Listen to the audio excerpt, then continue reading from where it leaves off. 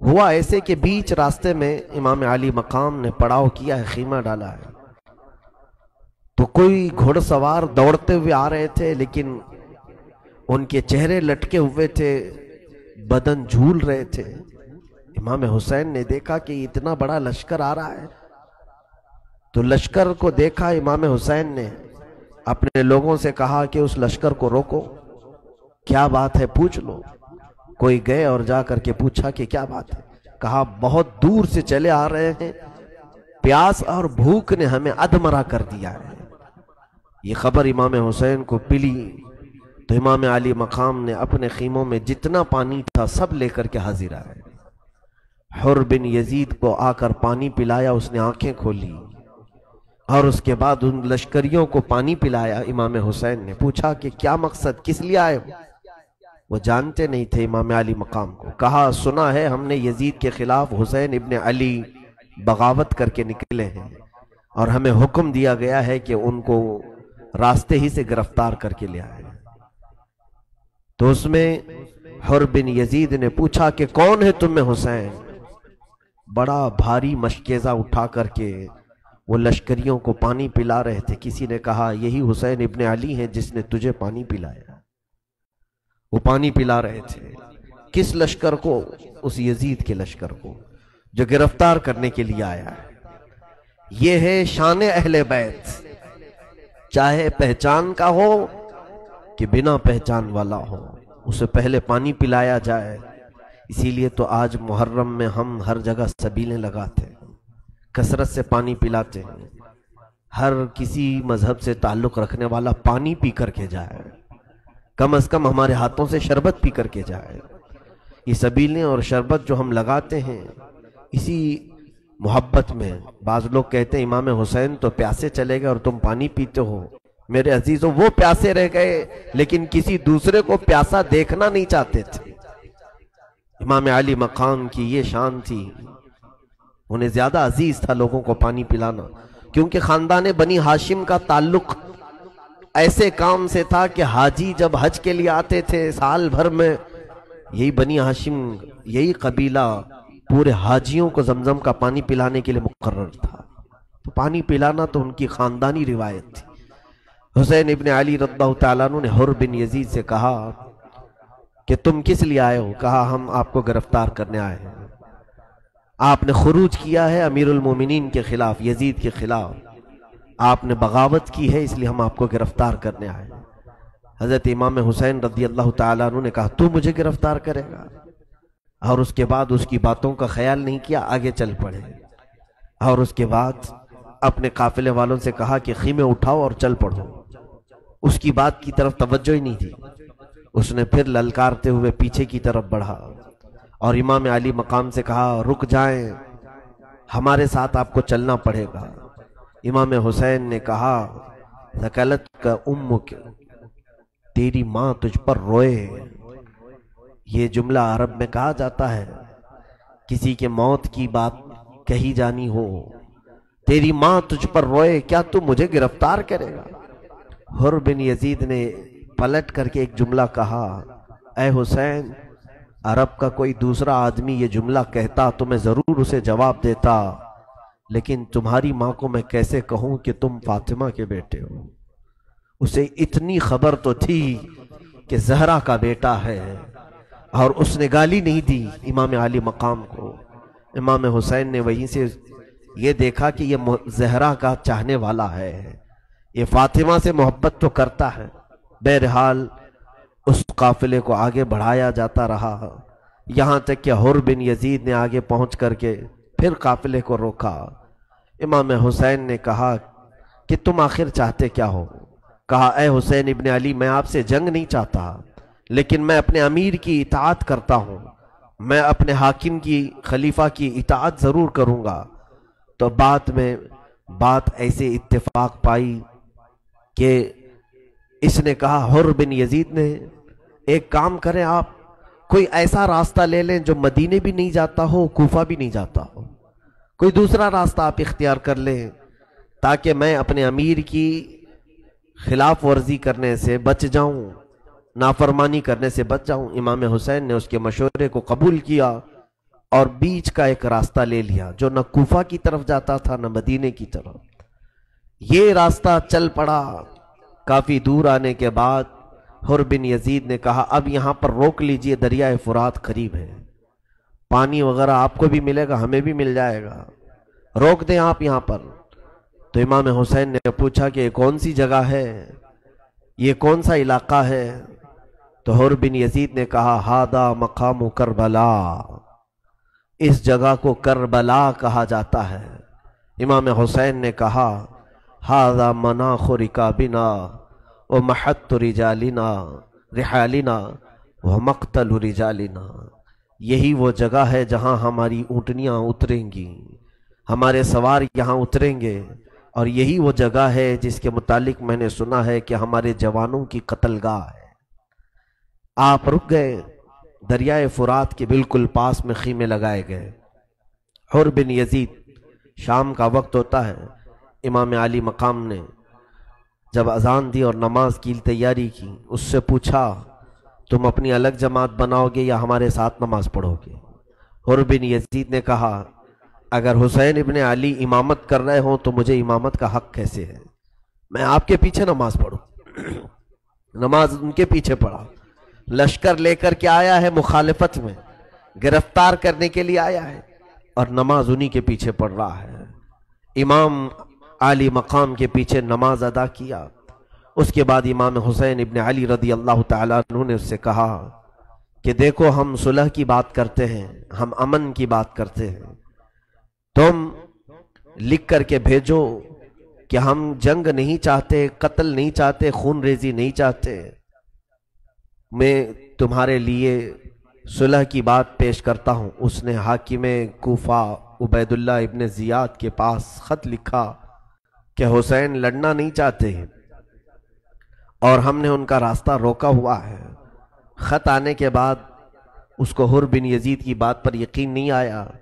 اس نے عمرو بن سعد نامی ایک شخص جو سعد ابن ابی وقاص رضی اللہ تعالیٰ عنہ کا بیٹا ہے، عشرہ مبشرہ میں سے ہیں وہ صحابی، اسے ایران کی حکومت دینے کا لالچ دی گئی تھی. حاکم کوفہ ابن زیاد نے اسے طلب کیا اور کہا کہ پہلے تو حسین کا یہ معاملہ نپٹ، اس کے بعد تجھے ایران بھیجا جائے گا. وہ 4000 کا لشکر لے کر کے آیا اور اسے امام حسین ابن علی کے پاس بھیجا گیا. اچانک رات کو امام حسین رضی اللہ تعالیٰ عنہ 2 محرم کو کربلا اتر چکے تھے، اور 7 محرم آئی جب تک تو دریائے فرات پر پورا قبضہ آپ کا تھا. ابن سعد رات کو آیا، 4000 کا لشکر لے کر گھوڑے دوڑاتے ہوئے آئے. عمرو بن سعد آگے بڑھا اور کہا اے حسین ابن علی، جبکہ وہ عمرو بن سعد امام حسین کی ساری فضیلتوں سے اچھی طرح واقف تھا. وہ جانتا تھا کہ رسول اللہ کے نواسے ہیں، ان کی فضیلت میں کیا کیا حدیثیں ہیں، اسے سب معلوم تھا. ایران کی کرسی نے اسے بیوقوف بنا دیا، پاگل بنا دیا تھا، اور اس نے آ کر کے کہا اے حسین، آپ نے خروج کیا ہے خلیفہ برحق کے خلاف، ہم آپ کو گرفتار کر کے لے جائیں گے، یا تو آپ یزید کی بیعت کو قبول کر لیں یا ہمارے ساتھ جنگ کرنے پر تیار ہو جائیں. امام حسین رضی اللہ تعالیٰ عنہ نے اسے بھی سمجھایا، رات کو بلایا، کہا میں 3 تمہیں آپشن دیتا ہوں، اختیارات دیتا ہوں، اس میں کوئی ایک چیز پسند کر لو. پہلی چیز یہ ہے کہ میں جہاں سے آیا ہوں مجھے وہاں واپس بھیج دو. میں مدینے سے آیا تھا یا مکہ سے آیا تھا، مجھے وہیں واپس بھیج دو. دوسری بات یہ ہے کہ یا تو پھر مجھے ملک شام جانے دو، یزید کے پاس جا کر میں خود اپنا معاملہ طے کروں گا، جیسے میرے بڑے بھائی امام حسن رضی اللہ تعالیٰ عنہ نے امیر معاویہ سے معاملہ طے کیا تھا. تیسری بات یہ ہے اگر تم مجھے واپس مدینہ بھی نہیں جانے دینا چاہتے، ملک شام بھی نہیں جانے دینا چاہتے، تو یا تو پھر مجھے کسی دریا کے کنارے ساحل پر بھیج دو، میں اپنی عمر کی بقیہ زندگی کے ایام وہیں پر کاٹ لوں گا اپنے خاندان والوں کے ساتھ. میں صرف یہ چاہتا ہوں کہ ہمارے خون سے تمہارے ہاتھ رنگین نہ ہو، قیامت کے دن تمہیں اس خون کے عوض دوزخ میں نہ ڈالا جائے. عمرو بن سعد کو ان کی بات کا اثر ہوا. اس نے پھر ابن زیاد کو خط لکھ کر بھیجا کہ اچھا ہوا کہ معاملہ سلجھ گیا، حسین لڑنے کے لیے نہیں آئے ہیں، انہوں نے یہ 3 آپشن دیے ہیں، عبیداللہ بن زیاد کوفہ کا جو گورنر تھا، اس کے دربار میں کئی لوگ بیٹھے تھے، اس نے مشورہ کیا۔ وہاں پر ایک شخص شمر ذل جوشن بیٹھا ہوا تھا۔ اس نے کہا واللہ اگر حسین کو آپ نے واپس پلٹا دیا تو آپ کی ذلت ہو جائے گی، وہ آپ کے علاقے میں آئے ہیں اور آپ کی اطاعت کیے بغیر وہ واپس چلے جائیں گے۔ اور رہی بات عمرو بن سعد کی، ہم نے سنا ہے کہ رات بھر بیٹھ کر کے حسین کے ساتھ میٹنگیں کرتا ہے، وہ ان سے جا کر کے مل لیا ہے۔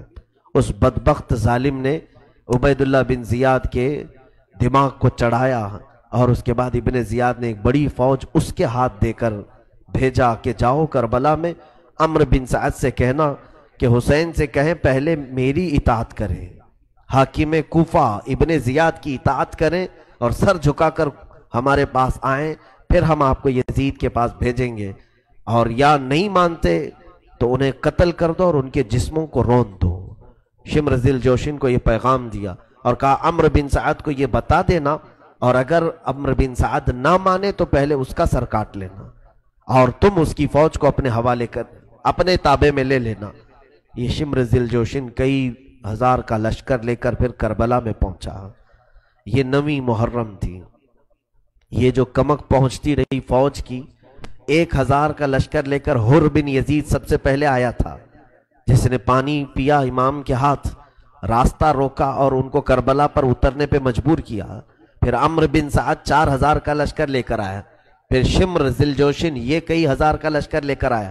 کل ملا کر یہ فوجیں آتی رہیں 22,000 لوگ ہو گئے، اور ادھر قافلہ امام حسین میں کل ملا کر کے 82 لوگ تھے، 82 لوگ تھے۔ اگر تعداد کے اعتبار سے دیکھا جائے تو 100 گنا سے بھی زیادہ تعداد ان لوگوں کی تھی۔ مد مقابل میں جو لوگ تھے اس سے بڑھ کر کے بھی ان لوگوں نے فوج جمع کی۔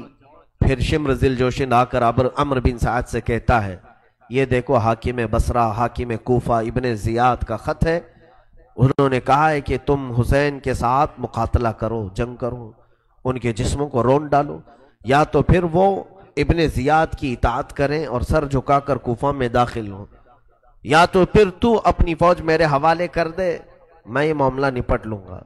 عمرو بن سعد نے اس کو گالی بھی دی، کہا کہ معاملہ سب سلجھ گیا تھا، تو کمبخت نے شاید بھڑکایا ہے، لیکن فوج میں تیرے حوالے نہیں کروں گا، میں بھی حسین کے ساتھ لڑوں گا۔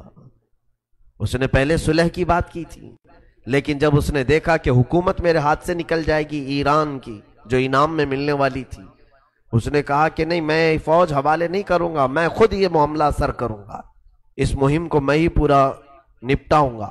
7ویں محرم کو ہی حسین ابن علی کے خیمے اکھاڑ دیے گئے۔ سیدنا امام علی مقام حسین رضی اللہ تعالیٰ عنہ ہیں اس قافلے میں، آپ کے 3 صاحبزادے ہیں، علی اکبر، علی اوسط، امام زین العابدین، علی اصغر، چھوٹے سے بچے، اور امام علی مقام کی 2 بیویاں ساتھ میں ہیں، بی بی شہر بانو اور حضرت علی اصغر کی ماں ام لیلہ، اور ان کے علاوہ حضرت امام حسن رضی اللہ تعالیٰ عنہ کے صاحبزادوں میں 3 یا 5 صاحبزادے تھے۔ حضرت علی کرم اللہ وجہہ الکریم کے 5 بیٹے اور تھے جو دوسری آپ کی زوجہ محترمہ سے تھے۔ امام مسلم بن عقیل کے 3 شہزادے اور تھے، 2 تو کوفہ میں شہید ہو گئے تھے۔ اس طرح سے امام حسین کے گھر کے ہی 52 افراد اس میں تھے، ساتھیوں میں، محبت کرنے والوں میں 20 لوگ اور شامل ہو گئے تھے۔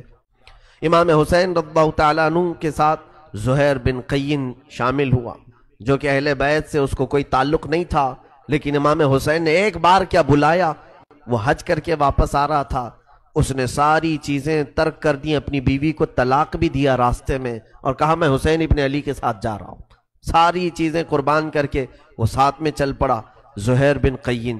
اب ہوا یہ کہ 7ویں محرم کو ان کے خیمے اکھاڑ کر دوسری جانب لگوا دیے گئے، کہا کہ فرات کے قریب ایک بھی خیمہ نہیں ہونا چاہیے حسین کا، خیمے بدل دیے گئے، فرات پر یزیدی لشکر کا پورا قبضہ ہو گیا۔ 7 محرم سے امام علی مقام کے پورے قبیلے، پورے خاندان پر پانی کو بند کر دیا گیا تھا۔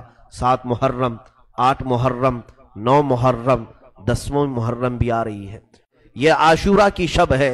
امام علی مقام نے اپنے پورے خاندان والوں کو جمع کیا، پورے لوگوں کو جمع کیا اور ایک فصیح و بلیغ خطبہ دیا۔